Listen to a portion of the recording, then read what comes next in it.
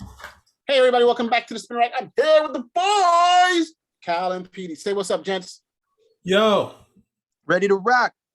Yo, today we are talking about the hit TV show on HBO Max, DMZ. It's a comic book adaptation. I believe it was like Mike Woods. That came out in a Vertigo comic, and now it's under the DC Black label.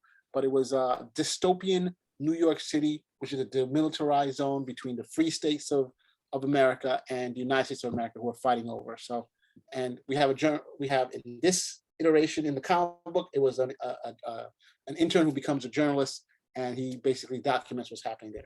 But in this iteration, we have one of our favorite actresses. That's right, the night nurse herself. What's her name, Petey?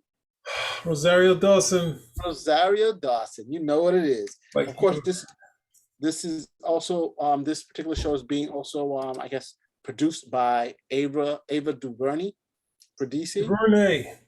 DuVernay. So hey, we've all watched it. What is your take on it, PD? Oh, it's like a present day Escape from New York / what was the other thing I was thinking of? Or Warriors type of thing. It's basically sort of like it's has a lot of political stuff in there, but basically Rosario Dawson, the character whose name is Alma, she is, when it's getting, when they're breaking it off, she's right at the beginning point with her son, and she's telling her son to follow this bus to get out. And when she gets to the bus, she can't get out, right? So she loses her son. She has to leave, and then next thing you know, it's 8 years later. She comes back to try to find her son. She gets away in, and she finds that the whole thing is way different, worse than what she expected, much more dangerous. She still has high hopes for finding her son. She finds some other people that she knows, some people that were, one person who was a nobody who's now a big person in Chinatown, which is Wilson. And as she goes on, she helps the medics that are out there. She finds a young boy to help out. And then at the same time, the big thing at the end, we're also seeing some of the factions, like the black neighborhoods, the Spanish, Hispanic neighborhoods. So we have all the stuff happening, but we see this one character is called Skell, who's this guy who's like a enforcer, very dark person, doesn't want to stay with anyone.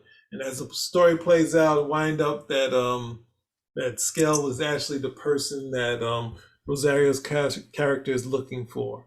And it kind of breaks her heart. So it's like some heavy family. Why don't you say who it is, Pete? Say who the That's person her son. Her son is this dark person who's beating the people down, stealing, killing, doing all this terrible stuff. Right? So the second one works right into it and goes right into that she goes back to her whole stomping ground. She finds the people she was expecting, who's Benjamin Bratt, who's the leader of this gang, these ruffians and whatnot. She comes in the house, which came to my favorite scene, where of the cat fight between the old wife and the new girlfriend, and they have that sort of thing. She's trying to, correct them about the mistakes they have, and she finds out she can't go home. She goes there, she gets treated. The new girlfriend snatches by the hair. They have the old school cat fight. She goes to find the son, and the son breaks her heart. And it's a tough scene, but it's a kid who's been through it's a naughty by nurture. He's been this hard life that he kind of walked into and chose. He chose for his own reasons, but it kind of hurts her, and she has to figure things out from there. But ultimately, for me, that's my beginning overview. It's just okay, sort of fun sort of story, but it had a lot of those elements from the Warriors and Escape from New York that I liked, and like seeing kind of messed up New York type of thing was fun to always kind of see. So more so than what's that thing? Then I Am Legend. This was having, even though the connection's a little too simple for her, it makes it an easier connection to the story, having her connected to Wilson and Benjamin Bratt's character and Skell. So it makes it easy into all these characters. But there is sort of mythic type of things that are going on in here. So otherwise it was just a sort of fun series, or short series, because only 4 episodes. So really, it's just a gigantic movie, 4-hour movie. That's what it really turns out to be. So Cal, what's your take on this, buddy? Uh, in, yeah, interesting. I mean, is it similar to Anabasis? No, because that's really the foundation for Warriors. But I No. guess not. Overall, I was disappointed with it. I thought it started off with a really interesting premise and the build up that this was a character who she was getting in over her head. She didn't know what she was getting into, but the story never played out that this was something that she couldn't handle, or even that this place was this the demilitarized zone seemed to have a good amount of order and regulation to it, despite the ostensible appearance that it was supposed to be, I guess, this wilder place because there was because it's between these two governments, these two countries, and she maneuvers without any issue whatsoever. She maneuvered so well that I kept asking myself, why isn't she dead yet? She keeps pissing off all the wrong people, but she's the lead, so I guess she just gets to filter through. The main criticism I had is they either removed or killed off every solid male character on the show was gone by the end of the series. So I watched it, and of course, I think, well, if this had been a show and they removed every strong female lead, I'm pretty certain that there'd be some talk regarding that. But every single compelling, strong male character was gone by the end of this series. And so I asked, well, why do I want to keep watching this? So it just didn't do anything for me. Love Rosario Dawson, not in this vehicle. I mean, there were definitely some elements that I thought were a little bit trying. And one of the things that I got to say about the show is that the acting, I thought some of the actors were great. I love Benjamin Bratt. I think he did a great thing as Parko. I like the character, the actor playing Wilson. Fantastic too. And of course, Susie, his adopted mother or his supportive mother. I thought the acting generally overall was pretty good. Um, Probably the problem that I've had with the show is that, you know, I read the comic from DMZ, and my gosh, it's like night and day difference. And all they had to do was not put the DMZ label on it, and I would say this would have been its own separate thing, But DMZ, they tried to utilize that, but then they totally made it go a total left turn, and it's like it has the veneer of the DMZ comic, but it really isn't the DMZ comic. And I think that someone really should go out there and do a great either animated version of it or even another live version because it would be great. But getting back to this particular show, it Well, didn't really before you catch me. go, can they do it? Is this like you were saying? Was it this sort of pre what's in the comic book, or is it just you feel like it was edited out?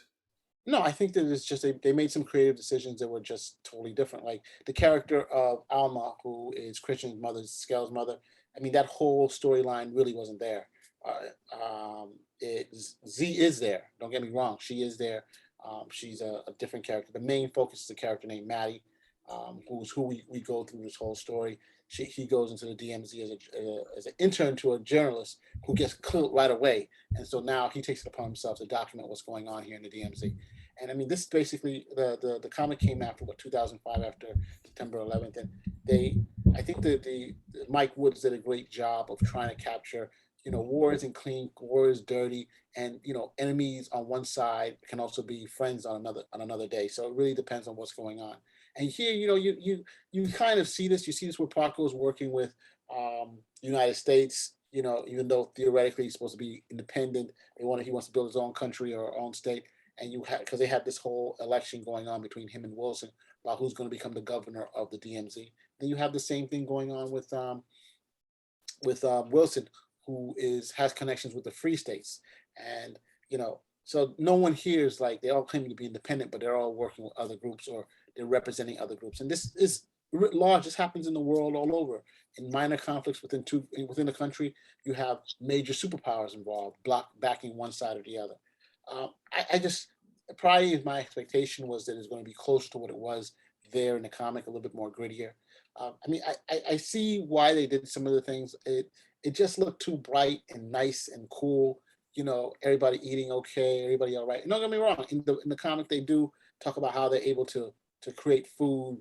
Using apartments or farming on rooftops, stuff like that. But I just did not feel that type of dystopian. It just felt like one of those, and I'm not going to knock it, the 100. It's nice and everybody's shiny and everybody's fine, but are they really Don't you try to take out the 100, you're side swiping at the 100. Hey, I like the 100 for what the 100 is, and it says what it is, the 100, but it doesn't claim to be something else, and that's the only problem I have with it. Again, I like the acting again on the whole. Overall, the actors did a great job with the materials they had, but I just thought that some of the decisions that they ended up deciding on was very different. If they would have made her like didn't have that whole scale, and I think to me that whole scale, the mother, the whole mother-son dynamic. She's like 8 years. She's looking for him. She looked in the U.S. She looked in the Free States, and I'm like, but he had a father. They got separated in the DMZ, and he had a father who was in the DMZ. He had connections, familiar connections in the DMZ. Wouldn't you think like, yo, let me check out over here too? You know what I'm trying to say? That's just my take. 8 years later, things have continued. He's a grown man when she meets him. He's not a but that's the thing. Why would she even think that? Because it seemed like his relationship with his father was just a throwaway thing at the end of the day. Because for 8 years, for 8 years, his father, shields and protects him. Even when he gets abducted, his father comes over and makes certain that he rescues him, totally demolishes everybody. And within 2 weeks' time, with his mother coming back, he's ready to turn his father. He turns his father over with no boots. Yeah, it's kind of weird. And remember, he chose his father he left his mother. He had that choice when she was looking for him. They were together and they were going to leave together. He stayed back. Right? That doesn't mean he chose the father there. You're saying yes, he said it to him. She didn't know that when he said it though. That's the difference. Right, You're saying that she knew that he chose. She didn't know that. But she said, I hear what you're saying with that part. When he was tied up, he told her, he explained to her exactly what he says, because I felt guilty for my father because you called the cops on him and stuff like that because he showed me the gun. That's why. Okay. So also, you were too overprotective. So he chose his father. He said, I chose to go. And she's like, oh, you were looking for me all the time. And he's like, yo, that was on you basically. So he chose. Well, that's what. But she didn't know that. That's all I'm saying to you is that she didn't know that. She didn't know, but I'm just saying that for this whole journey was like, when you found that out, it was like, just throw through the whole thing. We're gonna bring this guy who's a killer. He has a list on a building all the way down. He's redeemed. He's my son. You haven't met this kid in 8 years. I guess Hitler's mother could have come and say, "Oh, he's redeemable. That list is only $1 million." Anybody's redeemable except for Hitler. Everybody's redeemable except for his father. I like Parko. Parko was cool. I had a real issue with that. I had a real issue because this kid survives for 8 years because of his father. Okay. Yes. And I could understand with more time, I could understand maybe some conflict or something. But literally, his mother couldn't have been around longer than 2 weeks.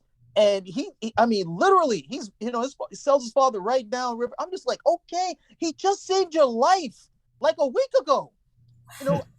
It's really hard it's just really hard to swallow that this is the route they were going. And then the other part was, I really liked Parko. I loved how Benjamin Bratt, really breathed some life into that character. And I just never got it. I never got the connection with the mother and Skell, with Alma and Skell, over Parko and Skell. And that also, and it really did, the fact that it almost seemed like systematically took all the male characters out to the part where they took his father out as well. I was like, I don't know, man. That just really did not sit well with me. It did not at all. 100. It's like, I kind of felt like some of the male characters were sidelined, and you weren't expecting that. Sidelined or killed. I would go the reverse on it. I would say, don't get rid of the cool characters. Don't get rid of Parko. Don't get rid of Skell. Don't clean him up to fix him with the art stuff, because these are cool characters that you can use in this rough environment. And if you expect to do more, then you have to break Parker out of jail to do other stuff. So I don't think when you have cool characters, keep them in there. Don't. I gotta push. I'm gonna push on that just a little, because they got rid of every cool character they got rid of was male. Yeah, but I mean, I'm not. That portion of it is I mean, we could go to there, and we can go to that. People would say the reverse. Yeah, they would be up in arms. But I'm just saying, for a fact of when if you want to do more, you don't get rid of. You put these characters in the thing where you don't want him to be breaking out. You want him somewhere in this area so it has some more fun. Because I mean, like every every part of the film that Benjamin Bratt was in was great. So it's like outside of course, the son's going to be able to beat him because that's all he's been doing is pounding people into the ground. So yeah, at some point he's going to have an edge. But it was good to see Benjamin Bratt also cheating to the fight and saying, "Hey, we're in a fight. The old lion is not going to be taking out the young bull." I wish he had cheated. I wish he had cheated to more. Wish he had cheated to better efficacy, other than I'm going to cheat. I get him this one sucker punch, and I'm getting back to getting my ass beat. I would have liked I would have preferred more of like a 52-48 fight rather than just, okay, we're just handing this one over. But see, this is again where your writing needs to come through. I have said this before. It's not enough that this person is right, this person is wrong. The audience really needs to be on the side of right. I really need to want to see Parko win and beat his father. I need to want to see Alma reconnect with his son. And that foundation was just never laid. It was never laid down effectively. When they shipped off, I was, I should not be rooting for the villain at the end of the day. I should not be saying, man, I really hope Parko pulls off this plan, especially since it involves killing people. I shouldn't be there. But that was the better developed character. Parko was the better developed character. Skell was the better developed character. Even Wei Lin, better developed character. And they really let Alma walk through this whole thing, and they took for granted because she was the lead. Well, that's enough. And it never broke out of that for me. That was a really big draw. Aside of the fact that I knew they were going to make a lot of changes, because a lot of stuff in the comic they just weren't going to be able to do. I knew they were going to make a lot of changes, but it just comes across as very very trite at the end of the day with how they ended the story. I mean, it just came across very trite how they ended the story, and very diaphanous in terms of what they were trying to show at the end of the day. So, if there's a second season, they have an audience for it. So I suppose it'll be there. I won't be there. Yeah, and one thing I got to say though is that she comes into the story, and this happens to a lot of stories, and I'm not going to knock it too much, but this person who's been outside of the DMZ for 8 years, we don't know what she's done, how she survived, how she's able to get all these things. 8 years, and she comes in and she becomes a leader, right? 8 years, she comes in and she knows all the players. She knows Wilson, who used to work in the clinic with her. She knows Paco, who's her husband, who was her baby daddy. You know what I'm trying to say? She moves in and out of places without anybody doing anything. And I know this is a technique you have to be able to get the character to go from A to place. But we live in New York, and we know, first of all, it's not easy. Even here, getting across from place to place is easy. And they didn't seem like, these all have neighborhoods that they're locked off by different things. She just walked through every single neighborhood. Well, it's like there's no... But if that was us, we would have been dead within the first episode. Exactly. They would have killed us. Well, no, I would say like this. It was a breeze. But that's what I was saying in the beginning. The problem, which a lot of stories do, and this is not defending it, is that they cut off this setup to having characters that she'd have to meet. They had her ex-boyfriend be the leader of one thing, and the orderly that she worked with being the other thing, to give her the shortcut into the story rather than having to build a decent relationship with these guys to connect with them, rather than some gangster who protected Skels this entire time that she doesn't know, that doesn't have the girl that she could inspire at some point. This is just a shortcut that people love to say, well, why would I watch it if she's not connected to these people some way? Where you have to develop this stuff instead of saying, let me get my shortcut so I can get to the story. And that's how you unravel the whole thing, because it ends too quickly, rather than have her come into an area that she doesn't know the players. And I don't know how she knew, what's the name, the chick that was in the cloisters. But she had that gave a mythic quality to the woman in the cloisters. But at the same time, I was just like, well, how did she know that? Una? Una, yeah, she said Una goes where Una wants to go. And I was like, this is interesting, but at the same time, has she been doing homework on this stuff? Then she should already know. If she knows who Una is, then she should know everything, all the Well, plans. they said in the story, they said Una was basically standing by herself, and so she just went up there, and then No, she but kind she of. said before that they were talking about Una, and she was in the conversation like she knew what her She didn't deal know Una was. before she got up there because Una explained to her that Oh, the she reason said something to them. Remember, she said they were saying about I'm Una. saying She said in a Una didn't mental know way. who she was, and she explained. She Not explained to Una. I'm Una. saying that Rosaria's Kazi knew who Una was. That's the thing that was kind of throwing me. It's like she shouldn't know anything about this woman, right? Right, but she didn't. She got told about it. She was in the conversation. She got told But about it, she and then that's said why something in she that sought her out. conversation. That's the thing that I'm struggling with. She didn't just sit there and say, "Who's that?" I think I'll go up and find her. She was like, Una goes where she added to the conversation. She wasn't just a thing, and I think that that's one of the things that's hurting the story of just saying these shortcuts instead of saying she has to learn, figure this stuff out, and she could build relationships through like maybe helping helping injured people, but they kind of you can't help the gangsters when they already show you in the first episode you help someone from another gang, they just come back and kill you.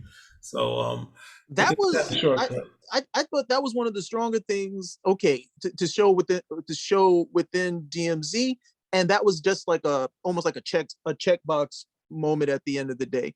It was just too easy. It was like some Ray Skywalker stuff at the end of the day. It was just too easy. Where it just there was no point where she had to put genuine effort, genuine struggle. And I'm not saying that every character needs to do this, okay? But in the situation you're putting the character, especially with the buildup that, oh, you're coming in here and you don't know what you're getting in, you don't know what you're getting into, you don't know what you're getting into, and 2 weeks later you're running the show. Well, yeah, that's too much of a rush for story wise. Yeah. But I mean, look, I'm one of the themes that I've always liked, film, literature, all that stuff, is that theme of father and son. Okay, and so yeah, when you come over here and you have that dynamic, and they had some cool moments between Parko and Skell, and I was like, okay, I really want to see how this is going to resolve, because he obviously has love for his father, and then his mother comes back in, and at some point it was just like, nah, man, you're evil, you got to go. I was like, oh wow, that was so easy. It was just like, okay, but that right over there is the better developed relationship. That's the better dynamic you have going on. So from a writing standpoint, if you want to get to the end and Alma's going to be here and she's showing them all a new way and so on and so forth, then that's a heavier lift. It's possible without a doubt, but that's a heavier lift, and you got to show that. But when I see the end, all the dudes are gone, and even Carmen, the chick who was trying to beat the crap out of her earlier, they're all standing together. I'm like, why are you with her? Parko's gone. Okay, supposedly you were down with him, and now you're down with her. It's been 2 weeks. They apparently like, did hey, not like. it's They did not like like him being involved with the police, with the government. That turned everybody off. That They was gave some better guns, but for some reason, everyone disliked that. That was somehow he wow. set up something I mean, that he was saying they're going to be independent. He was saying they're going to be independent, and then you're in the cahoots with the people you're supposed to be independent from. So I kind of see that, but I just go back to the fact that I think that there's just some tragic missteps in how this was portrayed. I think that the hospital aspect of it, the clinic aspect of it, and the ability to connect with other things was great. I think her relationship there, if she had expanded upon more of that, as opposed to, I'm looking for my son, I'm looking for this guy, I'm looking for this kid. Hell, her relationship with Odie, I think, would have been much better. The little kid. Yeah. Where at the beginning he was literally the last man standing. Well, one of the things that I'll say about this, which is what really drew me in, was that it just really looked gorgeous, and it was just like really had these things that doing it does with the film and makes it look. And I don't usually buy into that as far as what should be sell you on it, but it was just like that was one of the things that they really like every shot of Benjamin Bratt was like amazing. I just kept saying, Oh, I want him to be a weathered submariner in one of those Marvel movies, fighting a digital Hulk, like a gigantic Hulk and sort of a real thin submariner. That would be great. But yeah, it was just something that looked really good and it had that feel. But I mean, there's nothing. I mean, not going to go to the mat to try to change you guys' opinion, but it's just something gorgeous to look at. So anyway. Hey, I can agree with that. I thought the visuals were really good. Cinematography was good. No issues there. But I'm primarily a story guy. I really pay attention to the sequence of events. The characterization for me is that's more icing on the cake at the end of the day. And what can I say? You had pretty good icing and no cake.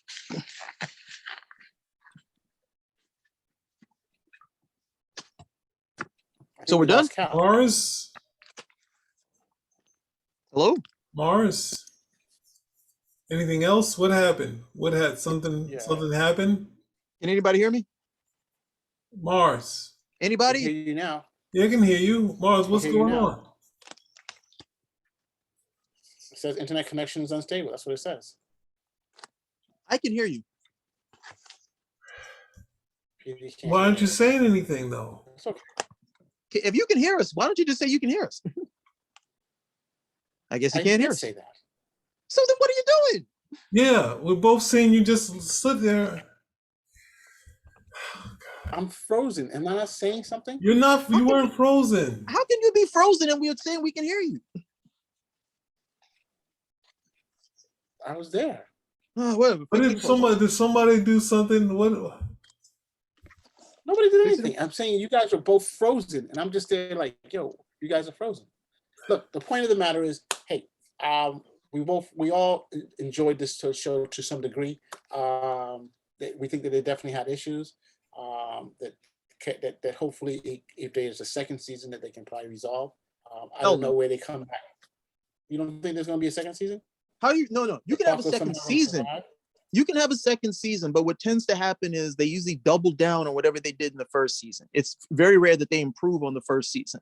So you have a second season, but everything that got you through the first season is gone. So what do you do? Your major, the major conflict that you had is gone. And so you're going to do a second season. You'll probably try to recreate some of those moments, but it usually tends not to wash. And second season tends to be your last season. But they have like 72 issues of the comic. They have the character Mars was talking about to bring in. I mean, not to say that your reservations against it are unfounded. I'm just saying there's a lot more stuff that they can touch on, and they haven't even got to the character that Mars wants to see yet. Yeah, they probably can you get that Rosario Dawson out of here so we can get this photojournalist in here. And they probably won't get to that. They probably won't get to that character.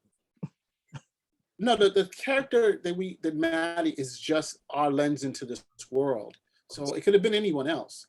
But the point here is who we really wanted to see was the Parco Delgado, the Wilson, the different gangs, and see how New York is being run. That's what he's just our lens to see that. So you don't want to see Rosario Dawson in a tank top and a wife beater? So that's not fair. That's not fair. That's not fair. I'm trying to stay higher level here. That's not fair. I mean, what are we talking about here? Didn't you light up when you saw Z's smile at the end? She'd been going through so much, running and ducking, and then she brings the smile, lights up the Don't do that, PD. That's not fair, man. I know what you're doing. Don't do it. Lights up the room, man. You get your photojournalist. It's okay. It's coming up. Well, I just we don't. This is one of the criticisms I've had with. This is one of the criticisms I had with Ava DuVernay as a director.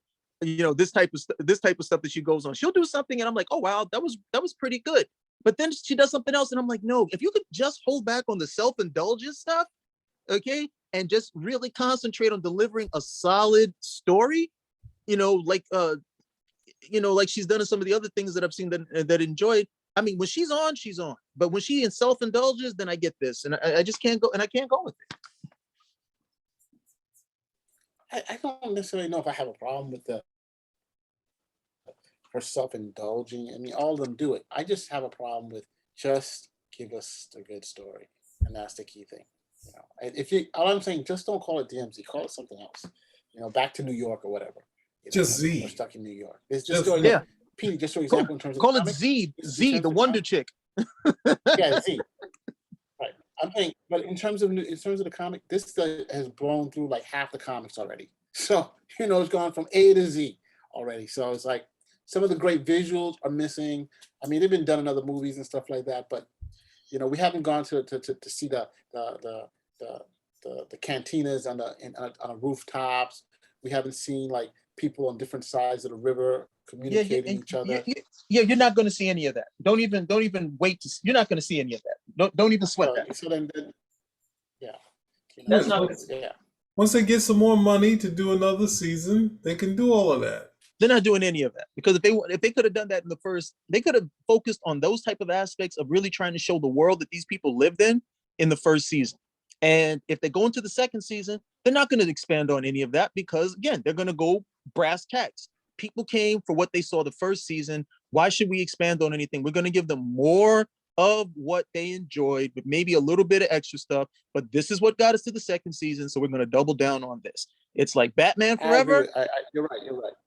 Batman Forever. What these guys? Oh, they loved all the neon lights and all the bright colors. So we're gonna do Batman and Robin. More neon lights and bright colors. Oh, they didn't like it. Well, still got to check. Okay. So listen, is there anything else you guys got to say, or are we gonna close it out now? You can close it out. I won't say it. Then hey, I'm just gonna hold my peace. I won't say it. All right. Hey, if you like what you saw, give us a thumbs up, comment, subscribe. Spin Rack Out.